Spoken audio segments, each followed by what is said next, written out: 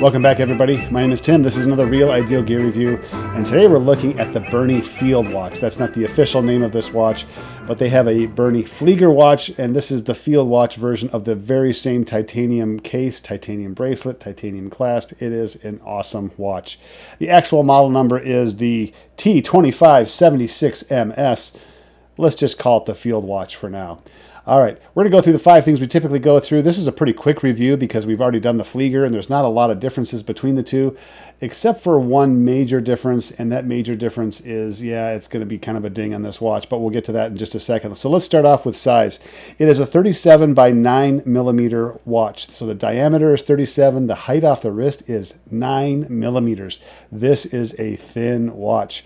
20 millimeter strap change if you want to do a strap change on it. I love it. Very lightweight watch. The size of the crown is a problem. It's the same problem that there was on the Flieger. It is too small. It does work. I can get my fingers on there and move and adjust the time and that kind of thing, but it's just too small. It should have been a little bit bigger.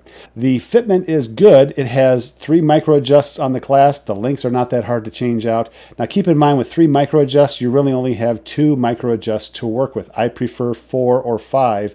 I think that gives you plenty of micro adjusts to work with. Now when it comes to the finishing of the bracelet itself, it's a little bit rough. This is a rough finish, titanium finish. It's a dull finish, but there's a little bit of grittiness when you first put the watch on, but after about 2-3 days use of the watch, it pretty much goes away completely. So yeah, the finishing could be a little bit better on there, but it is a dull titanium finish. This is kind of your grab and go work watch. There's no polish on here whatsoever except for the sapphire crystal, which doesn't have any AR coating either. So it does have a little reflectiveness to it, but at the same time, it's not a very big crystal, so you're not going to have to worry too much about it. It's a flat crystal also. You're not going to be pulling in light from all different directions because it's a domed crystal. So this is a flat crystal, no AR coating. You'll be okay with it. Now, let's talk a little bit about the movement. The movement is the Seiko VH31. This is a Mecca-quartz movement, which means it has multiple ticks per second, so it behaves more like an automatic watch, not the annoying 1 tick per second that most quartz watches have. This is a quartz movement, which means it runs off of a battery, which also means this is a grab-and-go type watch. The accuracy is phenomenal. Like any quartz movement you're going to get is going to be very good over a month's time, let alone the accuracy that you might get off of an automatic, which they rate it at a daily time. So you're going to get great accuracy off of this watch, and the looks of the second hand moving around multiple ticks per second is incredible. It looks good. It feels good. I like this movement an awful lot. Now let's talk about legibility and Lume. The legibility of this watch is outstanding. Look at the 12, 3, 6, and 9. Very big numbers. It also looks kind of like another watch. We're not going to mention that, but you put in the comments down below what watch you think I'm thinking of. But I think it looks like another watch that's out there, but the legibility is off the charts, great for the daylight. You can see everything very clearly. The hour markers are marked very nice and very good. I love the handset. The handset itself is part of the legibility. You have kind of that pilot sword type handset in there, but then you have the orange second hand, which, you know, if you've watched my channel for any length of time, I love a second hand that has a splash of color on it because it just sets off the whole watch.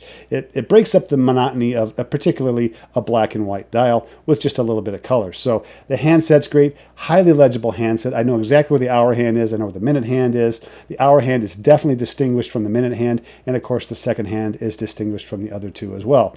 Now, what about the Lume? The Lume on the handset is phenomenal. I love the Lume on the handset. The entire orange second hand glows in the dark. The hour hand and minute hand are great, but there is no Lume on the hour markers. Are you kidding me?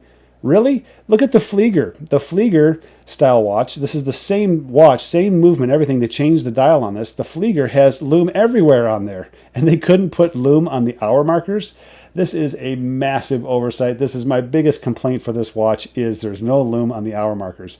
Now, can you tell the time at night? Probably, but it's just a little bit more difficult when you don't have the reference of at least the 12 o'clock position, let alone the 12 o'clock and 6 o'clock or the quadrants. It's just unnecessary. Water resistance for this watch is 50 meters, which is going to get you through just about everything, even maybe a little bit of swimming. For sure, the splashing, hand washing, rain, periodic exposure to water is great, but anything that's forceful, probably not the best thing for this watch. It is a push-pull crown, and like I said, that crown is pretty small, and I'm not so sure that crown is going to take a lot of abuse. What do I think the uses for this watch are? It is definitely a work watch, and I have been using this watch and the Flieger regularly. When I say regularly, at least once a week. I have a lot of watches to go through, but I wear this watch a lot. I like this watch a little bit more as far as the dial is concerned than the Flieger.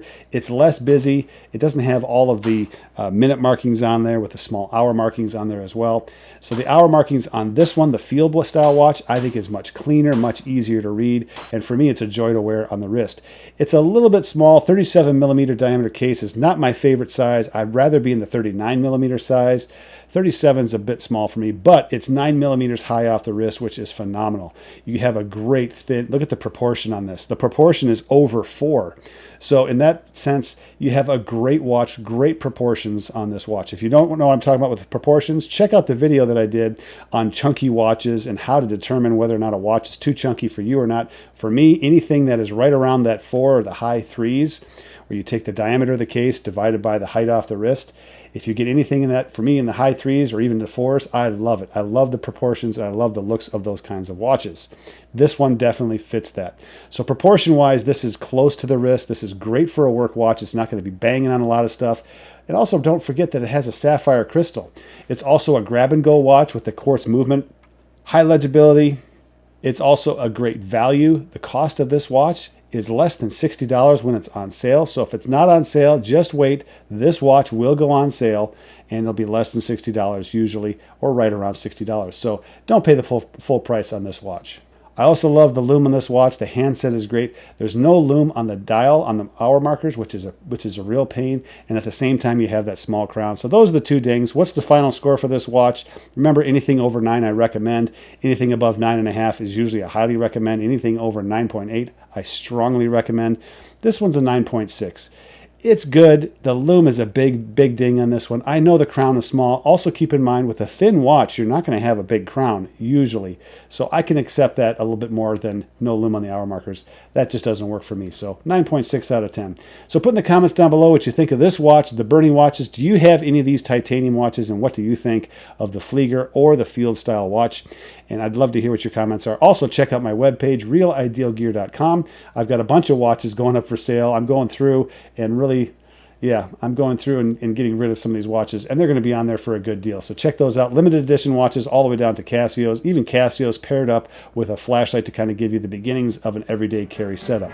So there you go. My name is Tim. It's been another Real Ideal Gear review. We'll catch you guys next time.